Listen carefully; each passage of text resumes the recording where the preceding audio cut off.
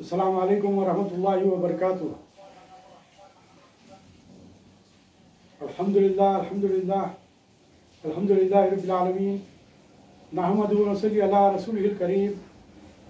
अम्मा बाद क़ाल अल्लाहु तआला फ़ी शानि हबीबिही इन्नल्लाहा व मलाइकतहु युसल्लूना अलन नबी या अय्युहल्लज़ीना आमनू सल्लु अलैहि व सल्लिमू तस्लीमा। अल्लाहुम्मा सल्लि अला सय्यिदिना नबीना शफ़ीना हबीबना मौलाना मुहम्मदिन व बारिक व सल्लिम। नाज़रीन इकराम, अल्हम्दुलिल्लाह सुम्मा अल्हम्दुलिल्लाह कि अल्लाह तबारक व तआला के फज़ल व करम से आज ये हमारा 70वां दर्स है। 70वां यानी कि 70। और आज हम सूरह बकरा की 89 यानी 89वीं आयत की तिलावत का शर्फ हासिल करेंगे। फिर लफ्ज़ी तर्जुमा, फिर तर्जुमा और उसकी तशरीह बयान की जाएगी। अल्लाह तआला से दुआ है कि खैर का मामला फरमाए। रब्बी इश्रह ली सदरी व यस्सिर ली अमरी वहलुल उक़दतम मिन लिसानी यफ़क़हू क़ौली। अऊज़ु बिल्लाहि मिनश शैतानिर रजीम, बिस्मिल्लाहिर रहमानिर रहीम।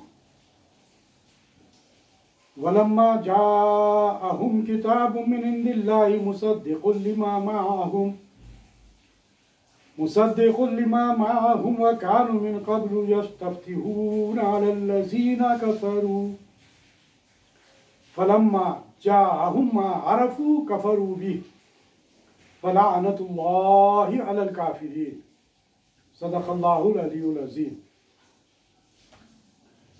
लफ्ज़ी तर्जुमा समाअत फरमाइए कि वलम्मा, और जब, जाअहुम आ गई इनके पास, किताबुन किताब, मिन इंदिल्लाह अल्लाह की तरफ से, मुसद्दिक़ुन जो तस्दीक करने वाली है, लिमा इस किताब की जो माहुम उनके पास है, वह कानू और थे वो, मिन क़ब्ल इससे पहले, यस्तफ़्तिहून फतह मांगा करते, अलल्लज़ीना इन लोगों के खिलाफ जिन्होंने, कफरू कुफ्र किया,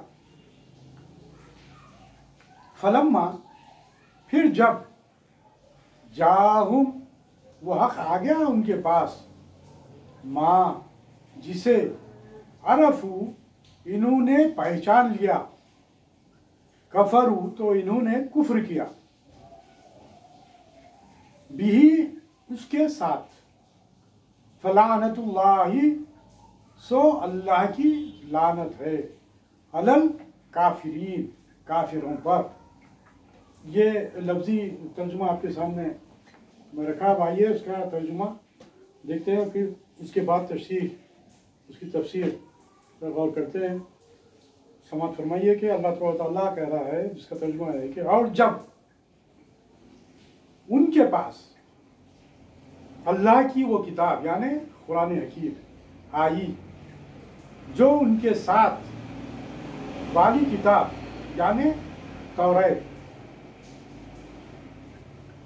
की तस्दीक फरमाती है, और इससे पहले वो इसी नबी के वसीले से काफिरों पर फतह मांगते थे। तो जब तशरीफ लाए इनके पास वो जाने पहचानी शख्सियत, वो जाने पहचाने नबी, तो इससे इन्होंने इनकार कर दिया, इससे मुनकिर हो बैठे। तो अल्लाह ताला ने लानत की उन पर, उन काफिरों पर।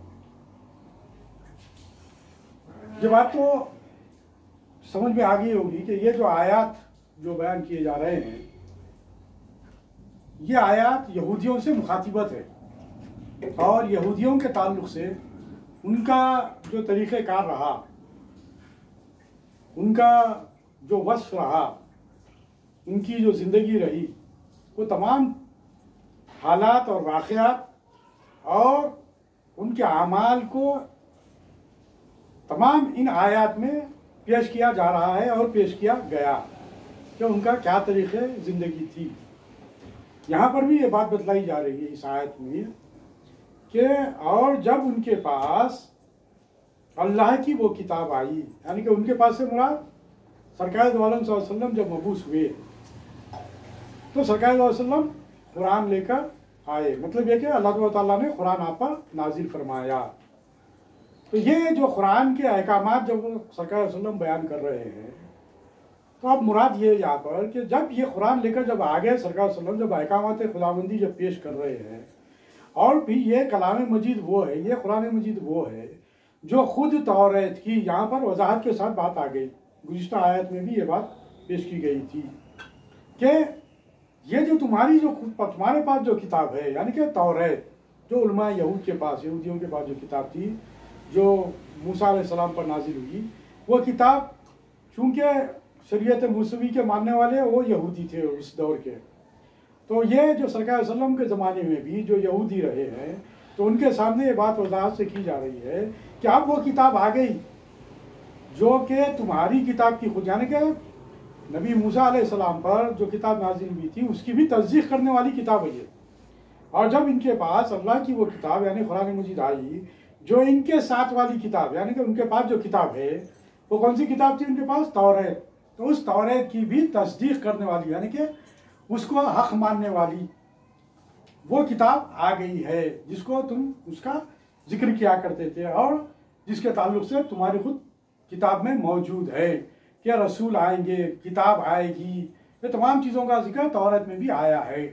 तो वो बात की यहाँ पर वजाहत की जा रही है, वो तस्दीक करने वाली किताब आ गई। और इससे पहले यानी कि खुद सरकार दो आलम सल्लल्लाहु अलैहि वसल्लम की विलादत से पहले, सरकार दो आलम वसल्लम के नबी मबूस होने से पहले इनका जो तरीक़ाकार था, आप इससे अंदाज़ा लगाइए कि इससे पहले यानी कि सरकार वसल्लम की विलादत से पहले या सरकार वसल्लम के मबूस होने से पहले इसी नबी के वसीले से काफिरों पर फतह मांगा करते थे, अल्लाह ताला से लोग दुआएं करते थे, तो सरकार दो आलम वसल्लम का वसीला इख्तियार करते थे, जिसकी बात यहाँ पर की गई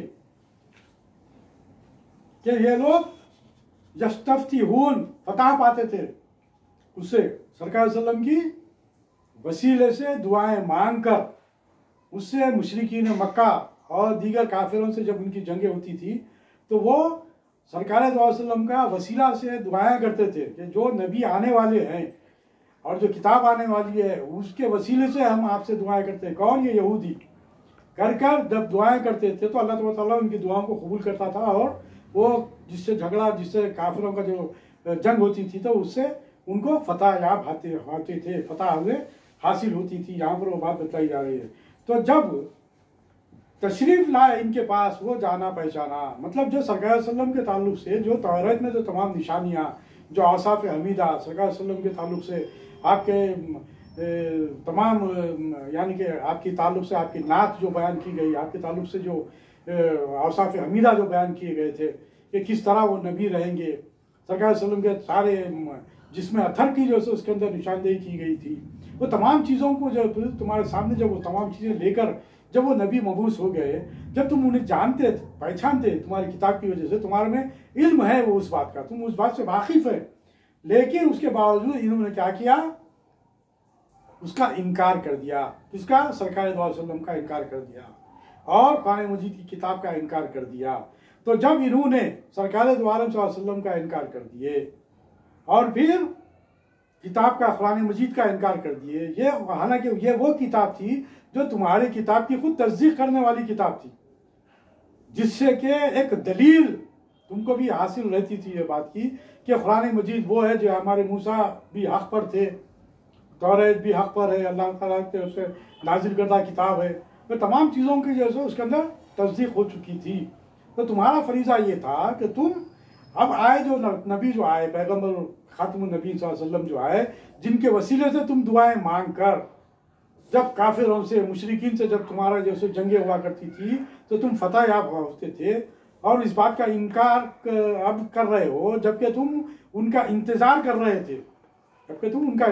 रहे थे, और ये बात मुशरिकीन मक्का से और दीगर जो काफिरों से जब जंगें होती थी तो ये लोग कहते थे, ये बात क्या कहते थे कि नबी आखिर ज़मा आने वाले हैं, जब नबी आखिर ज़मा आएंगे तो हम उनसे मिलकर तुमसे जंग लड़ेंगे और तुमसे जीतेंगे, यानी नबी आखिर ज़मां की तायीद करेंगे और हम उनके मदद से हम जैसे तुमसे जंग जीतेंगे।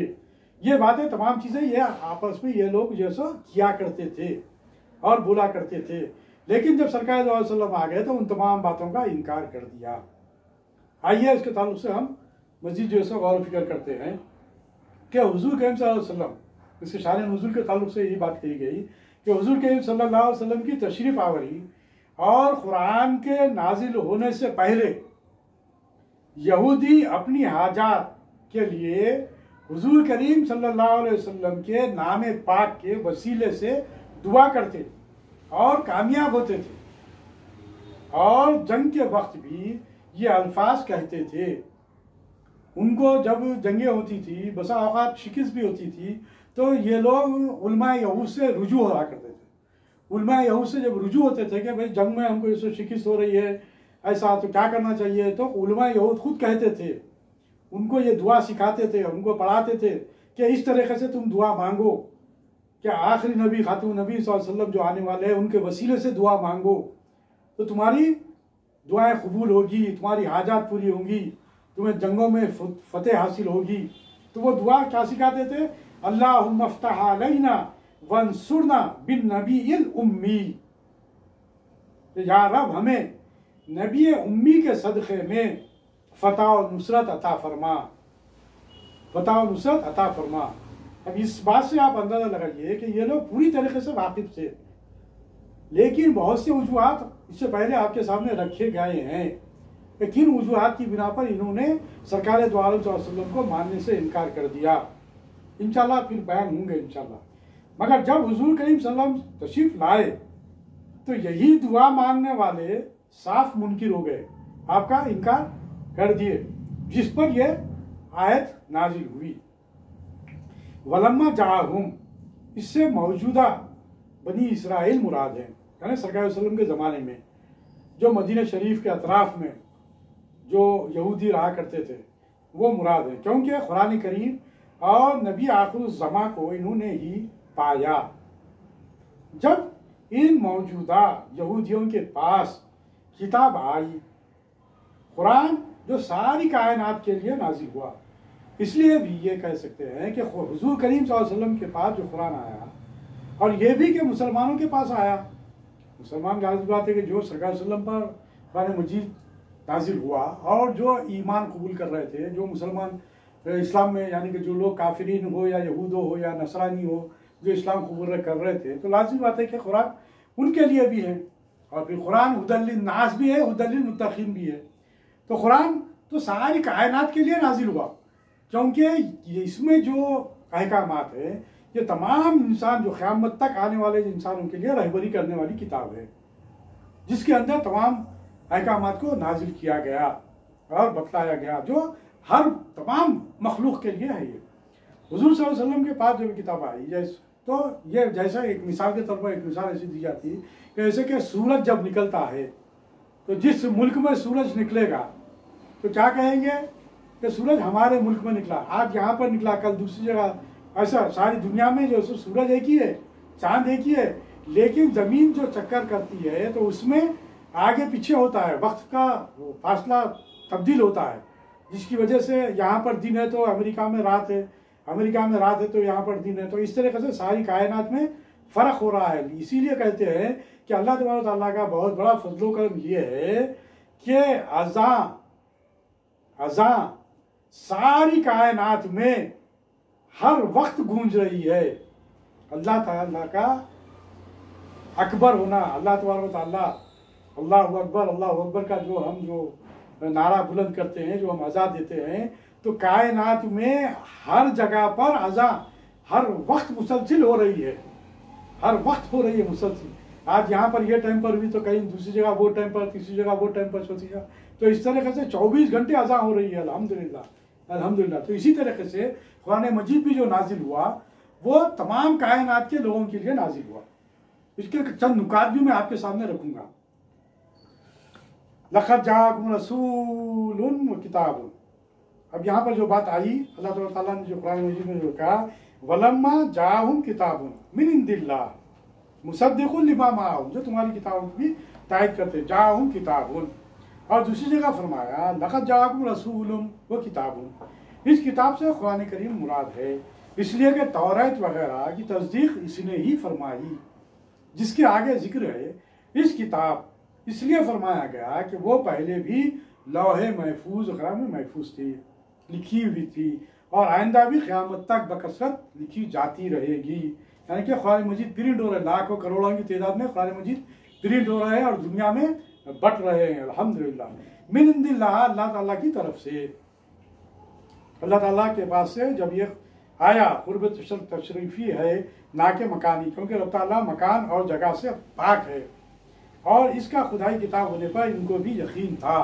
यानी कि कुरान मजीद अल्लाह की किताब है, इस बात पर उन्हें भी यकीन था, लेकिन इनकी अपनी बदखसलत की वजह से, यानी कि ज़िद की वजह से या हसद की वजह से, कीना कपट की वजह से, जैसा कि मैंने गुज़िश्ता भी ये बातें रखी कि हासिदीन जो थे उलमा यहूद, उसकी वजह क्या थी? उसकी वजह एक तो यह कि इन्हें रुश्वत हासिल होती थी, दूसरे ये कि इन्हें मालूमात से मोहब्बत थी, तीसरे ये कि इनका अपना जो मुकाम मर्तबा है, आज जो मदीने में अतराफ में जो इनके कबाइल का जो इनकी जो सरदारी है, इनको जो मुकाम हासिल है, जब सरकार दो वसल्लम को जब हम मान लेंगे तो फिर ये सारी सरदारियाँ चले जाएंगी, सरकार दो वसल्लम के ज़ेर असर होना पड़ेगा, जिसकी वजह से इन्होंने सरकार वसल्लम का इनकार किया।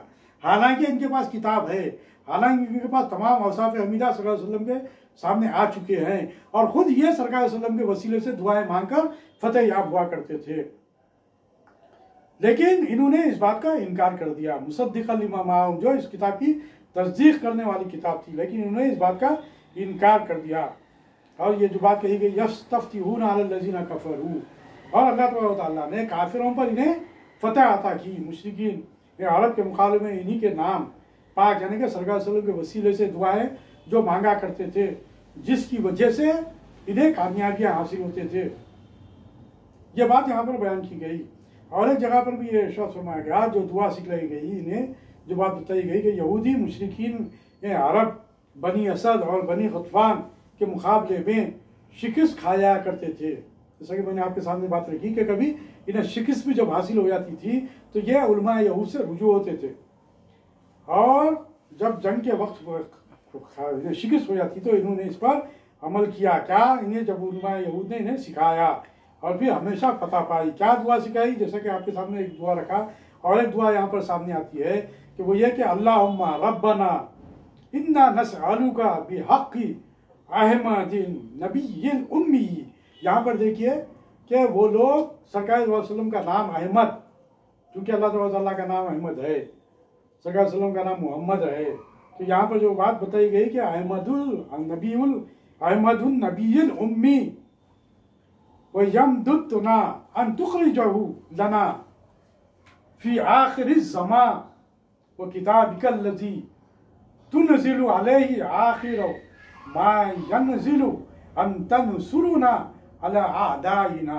यानी ये दो दुआएं कि आए रब हमारे, हम तुझसे उस नबी उम्मी अहमद सल्लल्लाहु अलैहि वसल्लम के हक़ से सवाल करते हैं जिनके भेजने का तूने वादा किया, और इस किताब की बरकत से जो कि तू इन पर उतारेगा, सब किताबों से पीछे कि तू हमको हमारे दुश्मनों पर फतह दे।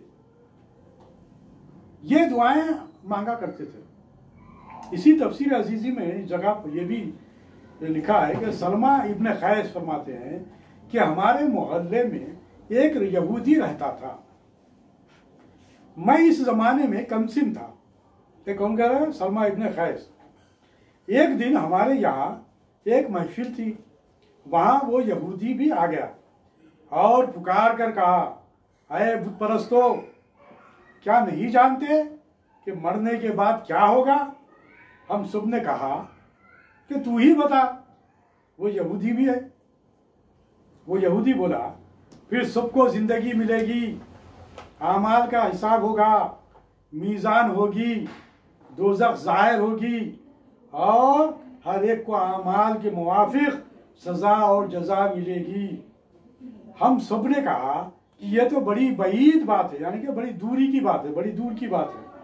ये कभी नहीं हो सकता, क्योंकि उनको यकीन नहीं था ये जो क़यामत और गुज़र जदा का जो ये ईमान जो है ये अहले किताब के पास, मुशरिकीन के पास ये अकीदा नहीं था उनके पास कि मरने के बाद फिर से उन्हें ज़िंदा किया जाएगा, उठाया जाएगा, क़यामत होगी, क़यामत में आमाल नामा पेश किया जाएगा, ये अकीदा उनके पास नहीं था। तो उन्होंने इस बात का इनकार किया और उन्होंने पूछा, वो बोला खुदा की कसम ज़रूर होगी। जब इन लोगों ने इनकार कर दिया तो उस यहूदी ने कहा कि खुदा की कसम ज़रूर होगी। सब ने पूछा तेरी दलील क्या है? इसने कहा मेरी दलील वो आखिरुज़्ज़मा पैगंबर है जो मक्का और यमन से ज़ाहिर होगा और वो मेरे कलाम की तस्दीक करेगा। हमने कहा कि वो कब होगा? इसने मजलिस के दाएं बाएं देखा कि मेरी तरफ इशारा करके कहा कि अगर इस नौजवान की उम्र बढ़ी तो यह इस पैगंबर को पालेगा, यानी कि सलमा इब्न खैस की तरफ इशारा करके उस यहूदी ने इन्हें बतलाया कि अगर ये बच्चा अगर बड़ा हो जाएगा तो ये उस जमाने को पालेगा। सलमा कहते हैं कि चंद रोज गुजरे थे कि हुजूर करीम सल्लल्लाहु अलैहि वसल्लम की नबूवत की खबर मशहूर हुई और जब हुजूर करीम सल्लल्लाहु अलैहि वसल्लम मदीने मुनव्वरा तशरीफ लाए तो हम सब मुसलमान हो गए। हमने इस यहूदी को देखा, वो काफिर रहा और हसद करता था। हमने इससे कहा कि तुझे क्या हो गया कि इनका मुनकिर है? क्या तुझे अपनी वो बात याद नहीं रही जो तूने हमसे कही थी? वो बोला याद तो है, लेकिन ये वो नबी नहीं है। इन रिवायतों से मालूम होता है कि यहूदी सिर्फ जंग में ही नहीं बल्कि मुनाजरा और दीगर मुसीबतों में भी हुजूर के नाम पाक को अपना पुश्ते पनाह बनाते, अपना वसीला बनाते और आपके नाम पाक के सिफात, आपकी जाए पैदाइश और वक्त पैदाइश से भी वाकिफ थे। इस कदर जान पहचान के बावजूद फलम्मा जाउम्मा आरफू, जब इनके पास जान पहचान चेहरा आ गया तो उसके बावजूद इन्होंने इनकार कर दिया, साहिब किताब का इनकार कर दिया, किताब का भी और साहिब किताब का भी इनकार कर दिया। अब यहाँ पर जो बात सामने आई कि इन्होंने इस बात का इनकार किया जिसकी वजह से अल्लाह तबारक व तआला ने इन पर लानत की। जो बात सामने आई कि फलम्मा जाउम्मा आरफू भी कफरू भी, तो जब तशरीफ लाया उनके पास वो जाना पहचाना, इससे मुनकिर हो बैठे। फलानतुल्लाहि अलल काफिरीन, तब अल्लाह ताला ने उन काफिरों पर, उन मुशरिकीन पर और उन इनकार करने वाले यहूदियों पर, चूंकि यहूदी इनकार कर दिए और जो अल्लाह के अहकामात और रसूलुल्लाह का इनकार करेगा वो काफिर है, उसी को काफिर कहते हैं। तो अल्लाह ताला की लानत हुई उन लोगों पर, उन काफिरों पर। यहाँ पर ये बात बतलाई गई। अब यहाँ पर मैं एक बात आपके सामने रखना चाहूँगा, वो ये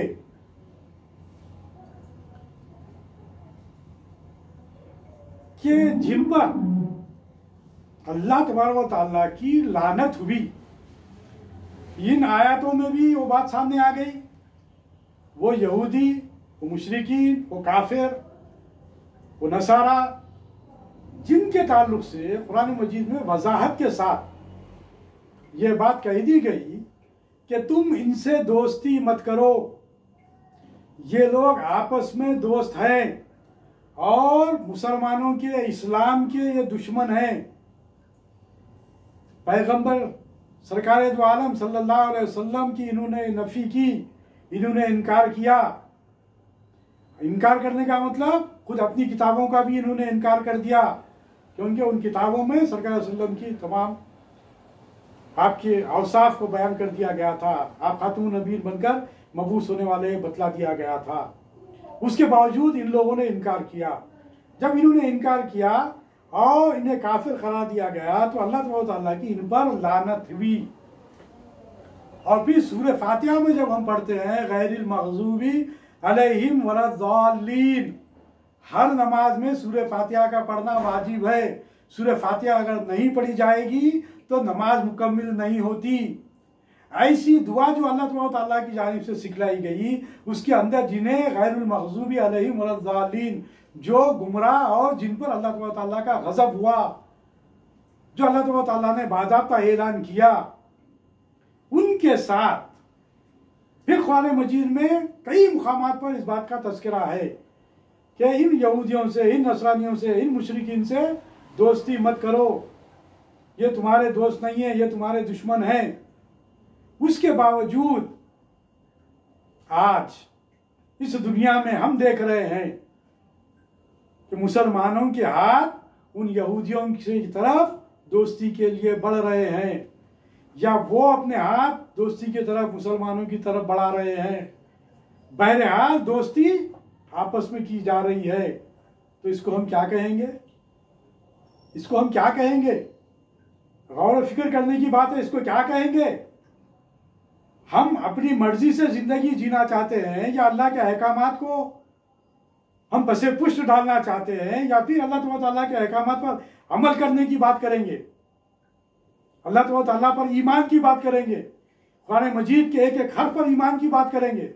जब एक एक हर्फ पर ईमान है और वजाहत के साथ ये बात कही दी गई कि ये यहूद और नसारा तुम्हारे दुश्मन है, मुशरिकीन तुम्हारे दुश्मन है, तो फिर किस तरह तुम्हारी दोस्ती उनके साथ हो सकती है, जबकि अल्लाह ताला ने उनसे दोस्ती करने से मना किया है, मना किया है।